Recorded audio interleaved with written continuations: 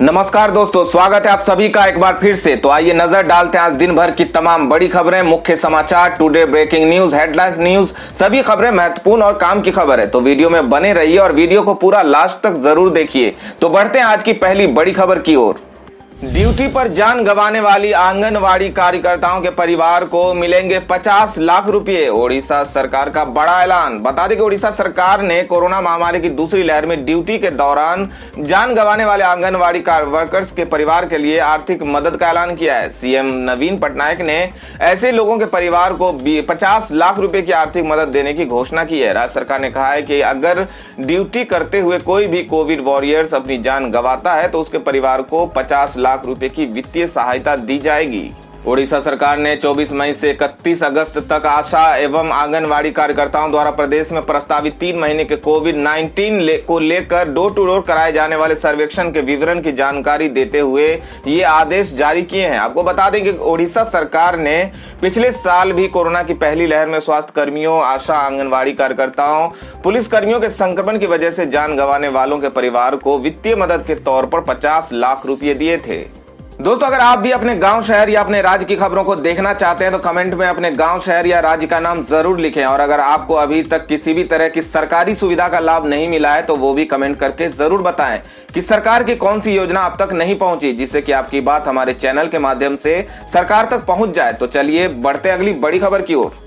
विद्यार्थियों के लिए गुजरात सरकार ने बता दें, गुजरात में कोरोना महामारी के संक्रमण पर काबू पाने का दावा करते हुए राज्य सरकार ने निर्णय लिया है कि अब जुलाई में 12वीं कक्षा की बोर्ड परीक्षाएं कराई जाएंगी। शिक्षा मंत्री भूपेंद्र सिंह चुडासमा ने इस बारे में जानकारी दी। चुडासमा ने आज कहा कि गुजरात माध्यमिक और उच्चतर माध्यमिक शिक्षा बोर्ड मौजूदा प्रणाली के अनुसार 12वीं कक्षा की परीक्षा आयोजित करेगा। उन्होंने कहा कि विज्ञान और सामान्य धाराओं की परीक्षा 1 जुलाई से शुरू होगी। साइंस स्ट्रीम के भाग 1 में, भाग 2 में ऑब्जेक्टिव प्रश्नोत्तर और वर्णनात्मक लेखन होगा। पश्चिम बंगाल के नारदा स्टिंग केस को लेकर एक बड़ी खबर निकल के आ रही है। बता दें कि टीएमसी नेताओं के हाउस अरेस्ट के खिलाफ सुप्रीम कोर्ट से सीबीआई को झटका। बता दें कि नारदा स्टिंग मामले में कलकत्ता हाईकोर्ट के आदेश के खिलाफ सीबीआई को सुप्रीम कोर्ट से झटका लगा है। सीबीआई ने कलकत्ता हाईकोर्ट के उस आदेश को सुप्रीम कोर्ट में चुनौती दी थी जिसमें फरहाद हकीम, मदन मित्रा, सुब्रत मुखर्जी और शोभन चटर्जी को हाउस अरेस्ट में भेजने का आदेश दिया गया था। इस पर सुनवाई करते हुए मंगलवार को सुप्रीम कोर्ट ने कहा कि हाई कोर्ट इस मामले को देख रहा है, ऐसे में हम इसमें दखल नहीं देंगे। सभी पक्ष वहीं अपनी बात रखें। जिसके बाद सीबीआई ने अपनी याचिका वापस ले ली। सुप्रीम कोर्ट ने सुनवाई के दौरान यह भी कहा कि विशेष पीठ लिबर्टी की रक्षा के लिए नियुक्त की जाती है। ये पहली बार है कि स्वतंत्रता को छीनने का विशेष पीठ ने किया है। सीबीआई की तरफ से सॉलिसिटर जनरल तुषार मेहता ने कहा कि ये आदेश कानून व्यवस्था पर बड़ा सवाल खड़ा करता है। उन्होंने कहा कि जब आरोपियों को गिरफ्तार किया गया तो सीबीआई दफ्तर के बाहर जमा हो गई, मुख्यमंत्री धरने पर बैठ गई। तुषार मेहता ने सुप्रीम कोर्ट से इस मामले को दूसरी जगह ट्रांसफर की मांग की। उन्होंने कहा कि इतना गंभीर मामला है कि इसे सिर्फ इसलिए खारिज नहीं किया जा सकता कि हाई कोर्ट में इसकी सुनवाई चल रही है। पीएम केयर्स फंड के तहत सप्लाई किए गए खराब वेंटिलेटर्स पर बॉम्बे हाईकोर्ट ने केंद्र से मांगा जवाब, लगाई फटकार। बता दें, कोरोना महामारी में ऑक्सीजन के लिए मचे हाहाकार के बीच सरकार ने पीएम केयर्स के फंड से कुछ वेंटिलेटर खरीदे, उन्हें अलग अलग राज्यों को सप्लाई कर दिया। लेकिन कई जगहों पर डॉक्टरों ने वेंटिलेटर के खराब होने की शिकायत की और इसे मरीजों की जान बचाने के लिए नाकाफी बताया। महाराष्ट्र के मराठवाड़ा में भी ऐसा ही मामला सामने आया जो कोर्ट पहुंच गया। अब इन खराब वेंटिलेटर्स को लेकर बॉम्बे कोर्ट ने केंद्र से जवाब मांगा है। कोर्ट ने इसे गंभीर मामला बताते हुए कहा कि इससे मरीज की जान खतरे में जा सकती थी। इस मामले पर केंद्र सरकार से कोर्ट ने स्पष्टीकरण मांगा है। कोर्ट ने पूछा है कि क्या कार्रवाई की योजना बना रहे हैं। कोर्ट ने साफ शब्दों में कहा है कि यह मामला बहुत गंभीर है। कोर्ट ने कहा है कि वेंटिलेटर जीवन रक्षक उपकरण है और अगर ये ठीक से काम न करे तो मरीज की जान खतरे में जा सकती है। चक्रवाती तूफान यास को लेकर एक खबर निकल के आ रही है जिसमें सीएम ममता बनर्जी ने किया कंट्रोल सेंटर का दौरा, 38 ट्रेनें रद्द। बता दें कि चक्रवाती तूफान यास ने विकराल रूप धारण कर लिया है। इस वक्त ओडिशा में पारादीप में तेज हवाओं के साथ समुद्र में ऊंची लहरें उठ रही है। मौसम विभाग का कहना है कि तूफान बुधवार को ओडिशा और पश्चिम बंगाल के पूर्वी तटीय इलाकों में दस्तक देगा। इसी बीच पूर्वोत्तर रेलवे ने लंबी दूरी की दक्षिण और कोलकाता जाने वाली 38 यात्री ट्रेनों को 29 मई तक रद्द कर दिया है। वो यात्रियों के पैसे लौटाने के लिए भी तैयार है। आईजी कोस्ट गार्ड का कहना है कि यास चक्रवात के लिए हमारी तैयारियां इतनी ज्यादा है कि किसी इंसान की मृत्यु नहीं होगी। फिलहाल ओडिशा, बंगाल और आंध्र प्रदेश में भारी बारिश का अलर्ट जारी है।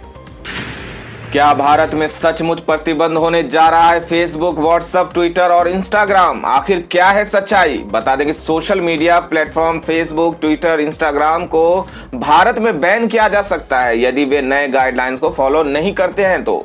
सरकार द्वारा निर्धारित दिशा निर्देशों को स्वीकार करने की समय सीमा 26 मई को समाप्त हो जाएगी, लेकिन अभी तक व्हाट्सएप, फेसबुक, ट्विटर सहित किसी भी प्लेटफॉर्म ने नए नियमों को फॉलो नहीं किया है। ट्विटर का भारतीय वर्जन कू एकमात्र सोशल मीडिया प्लेटफॉर्म है जिसने 26 मई की समय सीमा से पहले नए गाइडलाइन का अनुपालन किया है। फरवरी 2021 में इलेक्ट्रॉनिक्स और सूचना प्रौद्योगिकी मंत्रालय ने नए आईटी नियमों का पालन करने के लिए सोशल प्लेटफॉर्मों को 3 महीने का समय दिया था और अब आज अंतिम दिन है। टूल किट मामले में अब राहुल गांधी की भी एंट्री। सरकार पर निशाना साधते हुए बोले सत्य डरता नहीं। बता दें कि कथित टूल किट मामले में अब कांग्रेस नेता राहुल गांधी भी कूद पड़े हैं।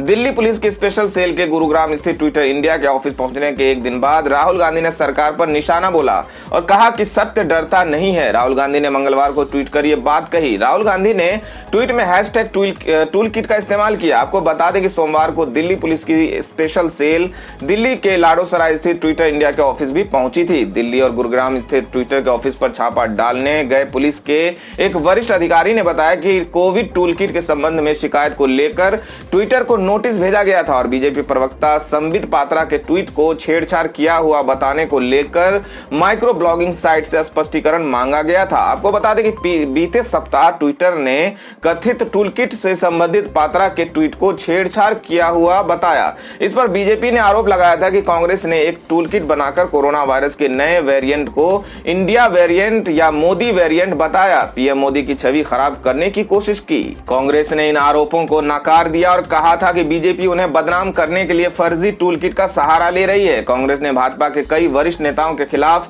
पुलिस में धोखाधड़ी का मामला भी दर्ज कराया था। इनमें संबित पात्रा, जेपी नड्डा और केंद्रीय मंत्री स्मृति ईरानी का नाम शामिल था।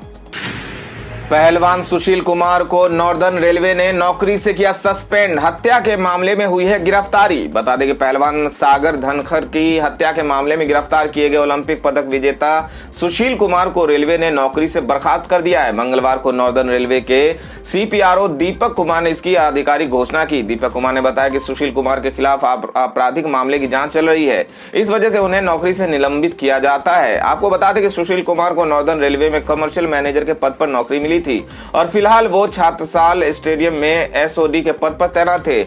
आपको बता दें कि नॉर्दर्न रेलवे बोर्ड को दिल्ली सरकार से रविवार को मामले की पूरी रिपोर्ट मिली थी। तभी से यह माना जा रहा था कि उनको कभी भी बोर्ड की तरफ से सस्पेंड किया जा सकता है। बोर्ड की तरफ से यह भी कहा गया था कि अगर सुशील कुमार के खिलाफ प्राथमिकी दर्ज होती है तो उन्हें निलंबित कर दिया जाएगा।